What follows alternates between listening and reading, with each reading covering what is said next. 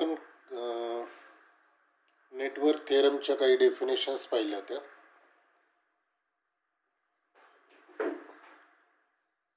आज आपल्याला काय करायचं आहे, आज काही लॉज पुन्हा एकदा स्टडी करायचे. त्याच्यातला पहिला जो लॉ आहे तो आहे किरचॉफ्स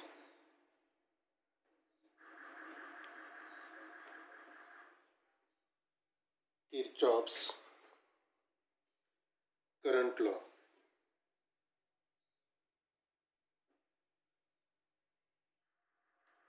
किंवा त्याचा शॉर्ट फॉर्म जो आहे तो आहे KCL. आता हा किरचॉफ्स करंट लॉ काय पहा. किरचॉफ्स करंट लॉ जो असतो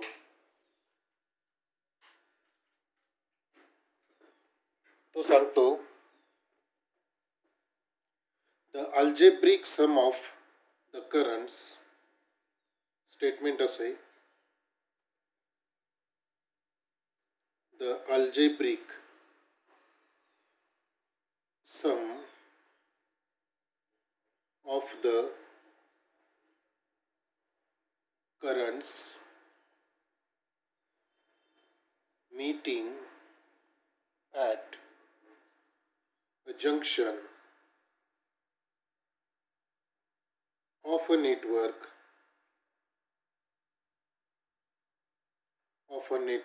is always zero. त्याचा अर्थ पहा. The algebraic sum of the currents meeting at a junction of a network is always zero.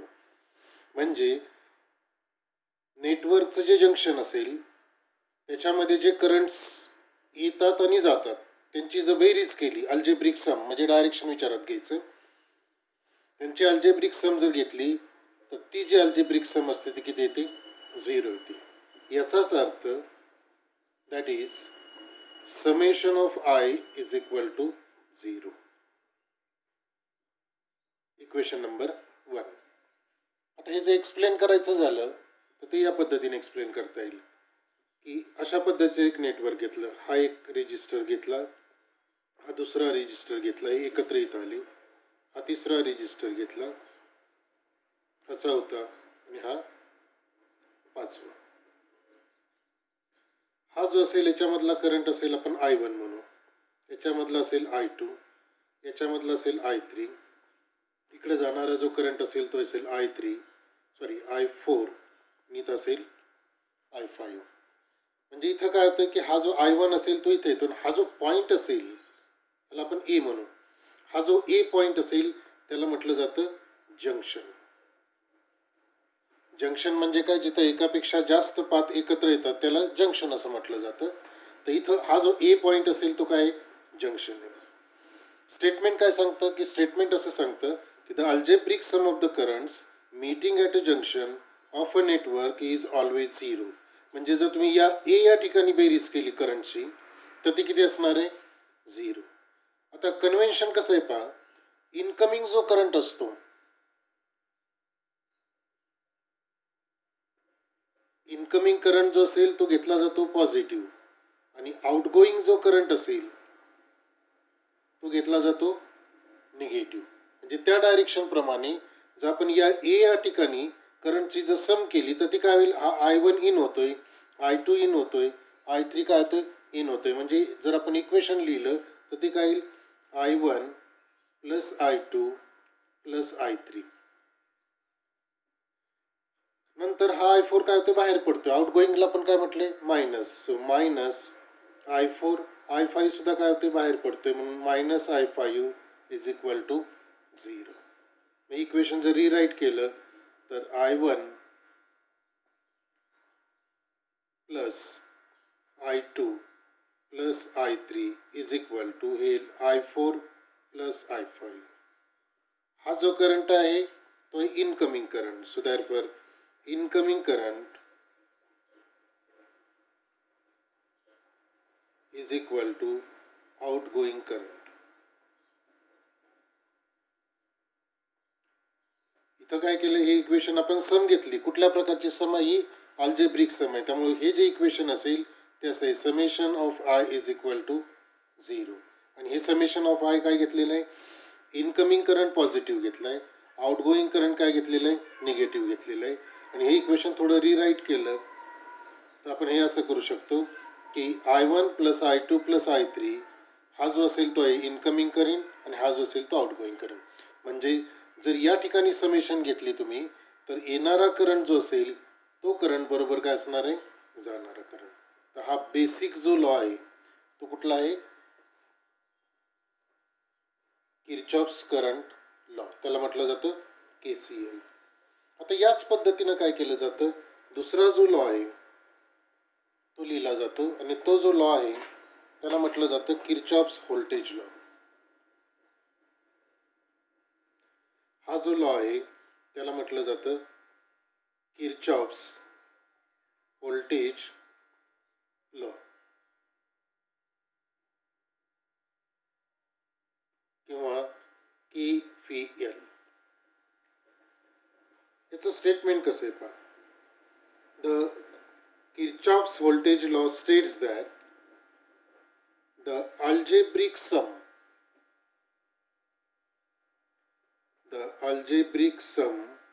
of the voltages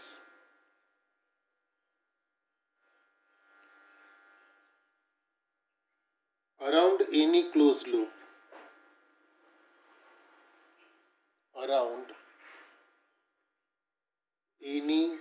closed loop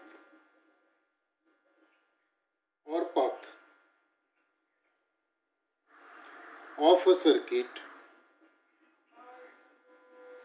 is always zero.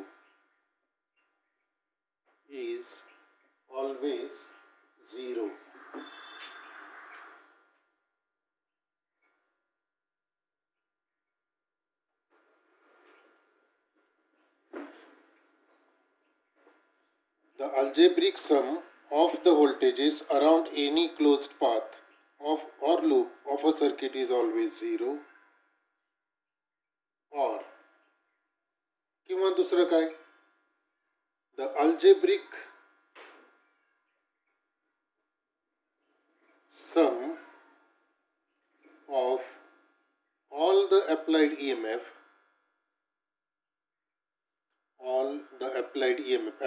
म्हणजे काय, voltages, and the product of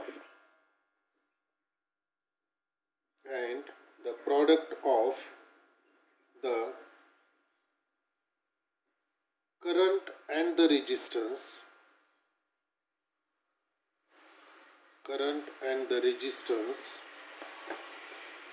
of each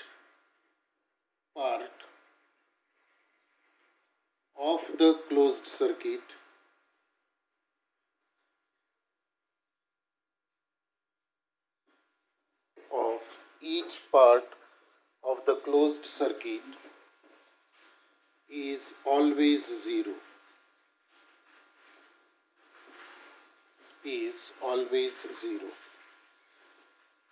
मगाशी काय म्हटलं होतं की एखादा close path घेतला आणि अल्जेब्रिक सम सगळ्या व्होल्टेजची घेतली अराउंड एनी क्लोज लूप तर ती किती येते? 0 होती. किंवा दुसरा लॉ कसा आहे, the algebraic sum of the all applied EMF म्हणजे त्या सर्किटमध्ये असलेले voltages and the product of the current and resistance. हा जो product of the current and resistance म्हणजे काय, I × R म्हणजे पुन्हा व्होल्टेजेस येतं. म्हणजे प्रत्येक पार्टच्या अक्रॉसचं व्होल्टेज आणि दिलेलं जे व्होल्टेज असेल यांची जर बेरीज केली तर ते किती येते? 0 येते. आणि हा लॉ लिहिताना या पद्धतीने लिहितं, the algebraic sum of the applied EMF म्हणजे काय, समेशन ऑफ ई हा व्होल्टेजसाठी सिम्बॉल वापरला जातो, plus the product of the current and the resistance म्हणजे काय असणार आहे, summation of product of current and resistance is always equal to 0. Equation number 2 हा झाला किर्चॉफ्स व्होल्टेज लॉ. तर हे जे लॉज आहेत ते आपल्याला पुढे वापरायचे. तिथं एक गोष्ट लक्षात ठेवायची की summation of E plus summation of IR is equal to 0. हा किरचॉफ्स व्होल्टेज लॉ झाला. आणि किरचॉफ्स करंट लॉ जो असेल तो काय असतो, किरचॉफ्स करंट लॉ जर घेतला तुम्ही तर तो येतो summation of I is equal to 0. हे दोन लॉ जे आहेत हे आपल्याला महत्त्वाचे. आता याच्यानंतर याच्या पुढचा जो पार्ट आहे की जो आपल्याला खूप महत्त्वाचा आहे थेविनिन किंवा नॉर्टनच्या थेरमच्या बाबतीत. थेविनिन थेरम जे असेल ते व्होल्टेजचं थेरम आहे. नॉर्टन थेरम जे आहे ते करंटसाठी वापरलं जातं. तर त्याच्यामध्ये दोन फॉर्म्युले वापरले जातात. हे फॉर्म्युले नीट समजून घ्या. त्यातला पहिला जो फॉर्म्युला आहे तो आहे व्होल्टेज डिव्हायडर फॉर्म्युला. पहिला फॉर्म्युला कोणता आहे, व्होल्टेज डिव्हायडर फॉर्म्युला. म्हणजे व्होल्टेज कशा पद्धतीनं डिव्हाइड होतं. आता पहा, जर एखादे आपण सर्किट ड्रॉ केलं,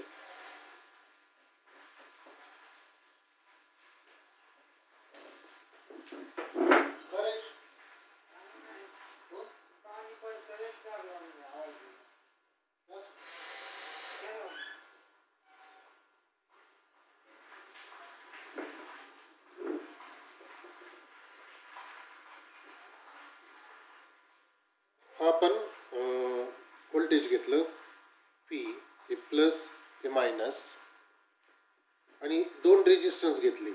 हे दोन रेजिस्टन्स कोणते, हा पहिला आर आणि हा नंतर दुसरा आर.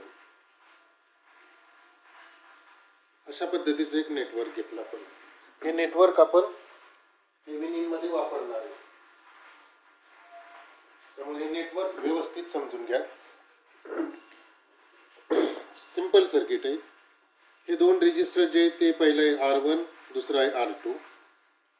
हे जे दोन रेजिस्टन्स आहेत हे दोन रेजिस्टन्स सिरीजमध्ये जोडलेले आणि आउटपुट जे घेतलेलं आहे ते अक्रॉस R2 घेतलेलं आहे.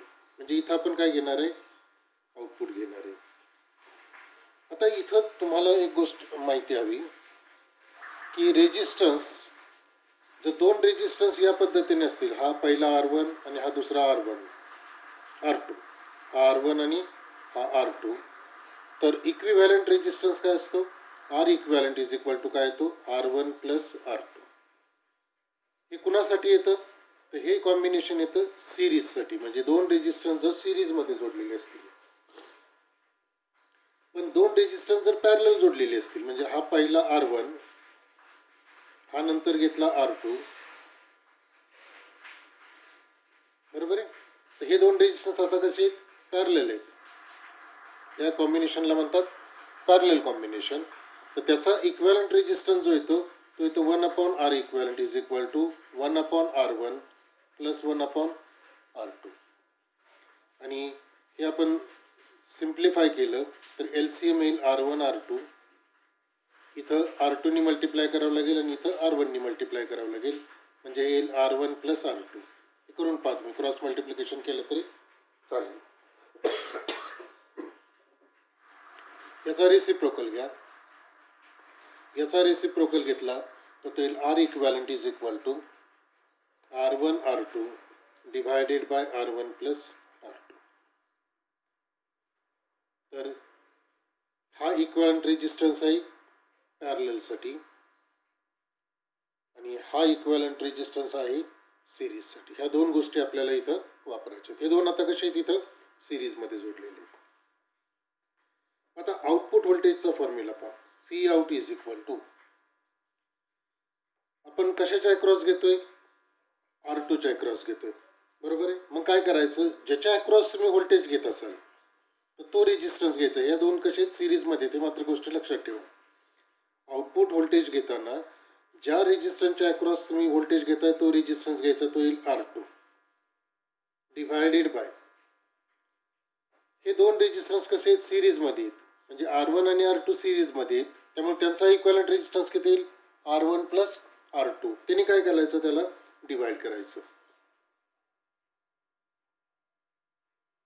ज्याच्या अक्रॉस व्होल्टेज घेतोय तो resistance divided by total resistance of the circuit, तो किती येईल, R1 plus R2 into applied EMF हे ते किती इथं दिलेलं आहे V इंटू P.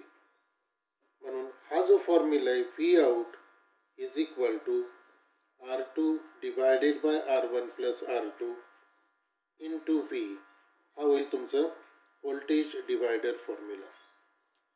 कोणताही रेजिस्टन्स असू द्या, तुम्ही R1च्या अक्रॉस काढलं तर इथं व्हॅल्यू काय येणार आहे R1 येईल. R1 divided by R1 plus R2 into V. म्हणून हा जो फॉर्म्युला आहे त्याला काय म्हटलं जातं व्होल्टेज डिवाइड. म्हणजे हे जे व्होल्टेज असेल ते डिवाइड होतं ह्याच्या अक्रॉस आणि ह्याच्या अक्रॉस, बरोबर आहे. तर हा झाला व्होल्टेज डिवायडर फॉर्म्युला. त्याच्यानंतर पुढचा जो फॉर्म्युला आहे तो एक आता एक मिनिट. हा जो व्होल्टेज डिवायडर फॉर्म्युला आहे हा आपल्याला थेविनिन्स थेरममध्ये वापरायचा आहे. आणि आता दुसरा जो आपण फॉर्म्युला पाहणार आहे तो आहे current divider formula. Current divider formula. आता पहा करंट डिवायडर फॉर्म्युला काय. मगाशी व्होल्टेज डिवाइड करत होतो, आता काय करायचं हे दोन रेजिस्टन्स पॅरललमध्ये घ्यायचे. मगाशी सिरीजमध्ये घेतलेली होती, बरोबर आहे. हा येईल R1, हा येईल R2. आता हा जो टोटल करंट असेल समजा I फ्लो होत असेल याच्यातनं, इथं आल्यानंतर काय होईल हा करंट डिवाइड होईल. काही करंट इकडं जाईल, काही करंट काय होईल इकडं जाईल. म्हणजे R1 मधला जर करंट आपण I1 घेतला, R2 मधला करंट जर आपण I2 घेतला, तर हे दोन करंट एकत्र येऊन पुढे इथं काय होणार आहे I येणार आहे. तर हा जो टोटल करंट असेल तो इथं डिवाइड होतोय. मग त्याच्या व्हॅल्यूज जर काढायच्या झाल्या I1 आणि I2च्या, तर तुम्हाला जो फॉर्म्युला वापरावा लागतो त्याला म्हणतात करंट डिवायडर फॉर्म्युला. अतिशय सिंपल फॉर्म्युला आहे, फक्त लक्षात कशा पद्धतीने ठेवायचं. पण I1ची जर व्हॅल्यू काढायची असेल म्हणजे करंट फ्लोईंग थ्रू R1 तो किती येईल I1. म्हणजे R1 मधला जो करंट असेल तो किती असणार आहे I1 असणार आहे. So I1 is equal to काय करायचं, ज्या रेजिस्टन्स मधला करंट तुम्ही कॅल्क्युलेट करताय त्याच्या अपोजिटचा रेजिस्टन्स घ्यायचा. समजते. R1 मधला कॅल्क्युलेट करता म्हणजे इथं काय करायचं दुसरा रेजिस्टन्स घ्यायचा R2 डिवायडेड बाय ते दोन रेजिस्टन्स असेल त्यांची सम घ्यायची. हा येईल R1 आणि हा येईल R2 म्हणजे येईल R1 प्लस R2. इथं इक्विव्हॅलंट रेजिस्टन्स काढायचा नाही. ज्या रेजिस्टन्स मधला करंट काढायचा आहे त्याचा दुसरा रेजिस्टन्स घ्यायचा R2 डिवायडेड बाय या दोन्हींची सम घ्यायची R1 plus R2 into total current. म्हणजे हा जो करंट इथं तुम्ही फ्लो होतोय मेन जो डिवाइड होतो तो व्हॅल्यू इथं घ्यायची. तर ही व्हॅल्यू झाली I1ची. So this is the current flowing through R1. अशाच पद्धतीनं काय करायचं आपल्याला करंट फ्लोईंग थ्रू R2 काढायचं. म्हणजे याच्यातला करंट कोणता आहे I2. म्हणजे ती जर व्हॅल्यू काढायची झाली तर ती किती येईल I2 इज इक्वल टू. आता पहा I2 म्हणजे R2 मधला करंट तुम्ही कॅल्क्युलेट करताय. दुसरा रेजिस्टन्स कोणता आहे R1. त्याच्यामुळे इथं काय येईल R1 divided by R1 plus R2 into total current. Total करंटने काय करायचं प्रत्येक वेळेला मल्टिप्लाय करायचं. म्हणजे इथून समजा जर 10 एम्पियर करंट आला, इकडे जर 5 एम्पियर गेला तर इकडे किती जाणार आहे 5 एम्पियर. आणि हे पुन्हा 5 आणि 5 मिळून काय होईल 10 एम्पियर होईल. म्हणजे टोटल करंट जो असेल तो इक्वल आला पाहिजे I1 आणि I2च्या बेरज इतकं. तर ही झाली I2ची व्हॅल्यू. आपण I1 काढला I2 काढला म्हणजे current flowing through R1 current flowing through R2 काढला. हा झाला करंट डिवायडर फॉर्म्युला. हा वापरला जातो. आपण पुढे थेरम पाहणार आहे ते थेरम आहे त्याला म्हणतात नॉर्टन्स थेरम. त्याच्यामध्ये आपण हा पाहणार आहे. म्हणजे दोन थेरम्स आपण स्टडी करणार आहोत.